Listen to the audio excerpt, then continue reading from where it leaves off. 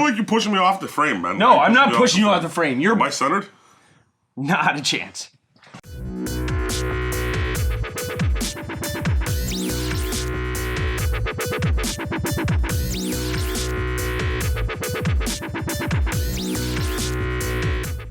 Welcome back to Character Course 101. Where we take shit mad fucking serious. Oh, serious. Yo, you need to back the fuck up, man. Back up. Who we talking about today? Well, this week... Frankenstein. Wow. Thank you. Frankenstein, asshole. What is it? The DC Frankenstein. Yes. So let's go with the real shit. Now first. let's talk about origins. Origins. Okay. So who originally created Frankenstein or Frankenstein's monster? The quote-unquote first sci-fi writer, Mary Shelley? Is that the name? Yes, Mary Shelley is correct. Shelley. And she published her first book back in 1818. 1818? Yes, 1818. I wouldn't have been on the show in 1818. But when did DC pick up Frankenstein? Bob Kane brought it back in 1945. 48. 48, Detective Comics issue 138? 135. 135. Yes, I know, it's the 8 and the 5s. You should put up the mistakes and then Yeah, with the number. Just cut. Yeah. Well, you want accuracy. Give us a better fucking more obscure and less obscure than Frankenstein. He is pretty freaking obscure. Right? Yeah. Like, the guy is so obscure. Out of the window between 1948 and 05? No, it was... when did Futures end? Futures End didn't start till like 2012. Yeah, so like we're it was talking like like... year, give or yeah, take 1948 to 2012. Give or take. That's a loose... The guy has only appeared in 238 issues. No, that's till now. Till 2017. Yeah, that's true. Yeah, because there has been a couple of panels where they've like did a couple of memories of him. Yeah. So, but like you got to think about that. Between 1948 and now, he's only appeared in 238 issues. Like I think Thunderbird showed up in one. And he was only around for what, a couple months, and that was it. But yeah, so he was written and drawn by Bob Kane. So what other famous character has Bob Kane done, Nock? Man, seriously, Batman. Yeah. Yo, straight. Batman. Hyphen.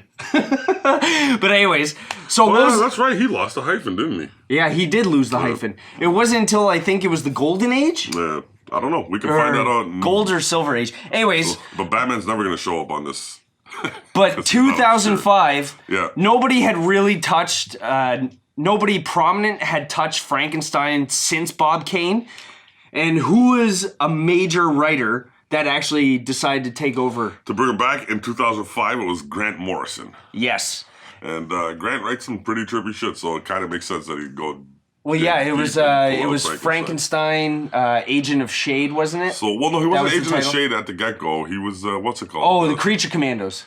Yeah, then there was like the Seven Army or Army of Seven or weird shit. Yeah, but he's had a couple of groups. Yes. We'll pop up the names of them.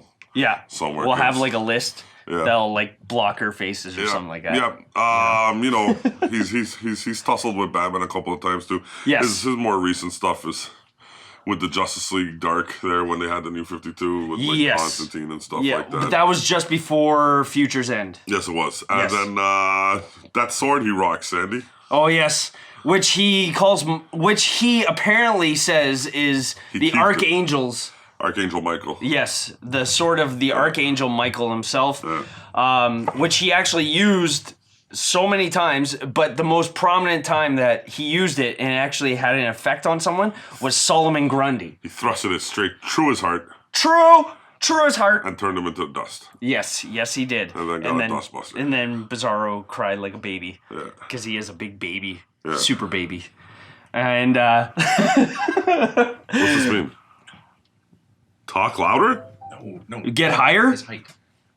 Oh. The man, his height, there is nothing. Listen, yes, we honestly had to like compare his height based on pictures and panels. We should take a screenshot of Wiki's information and then put it there because like Wikipedia, DC's Wikipedia on the character, Comic Vine, none of them actually have a set height for the guy. No. Like there is nothing on this guy outside of the fact that he first appeared in Detective Comics 135. No. You know, like, there's nothing. Yeah. There's nothing based around his height. Unless Mary Shelley had actually written down his height. But still, that wouldn't even really be the same because she wrote the novel they ported her over to the comic book. Oh, that was Bob Kane, yes. But me and Sandy did laborious work here to find out his height.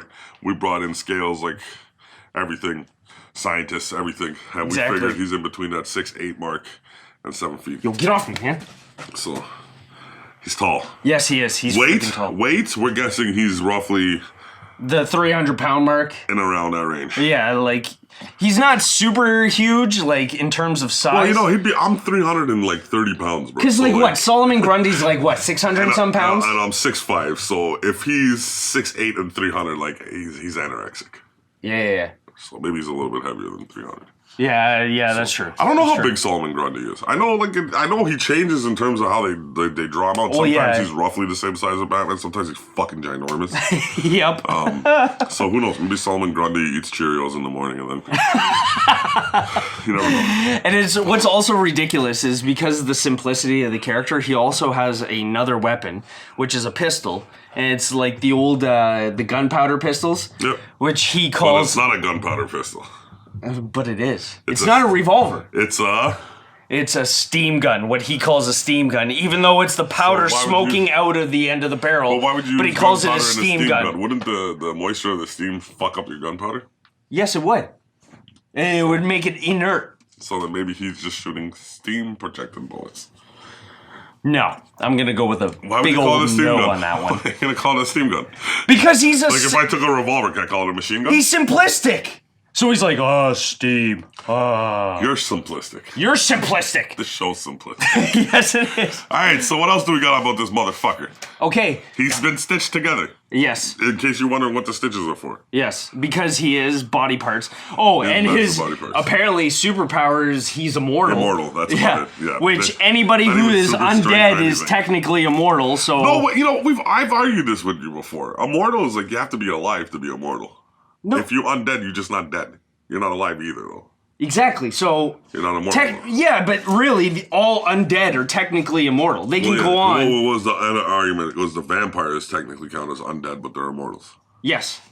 It's some fucking confusing shit. Maybe that's why there's no facts on it, because nobody really wants to fuck it up. Exactly. Nobody really wants to tackle the issue. Out here on Character Course 101, fuck-ups are just part of our day-to-day existence. Right on. But yeah...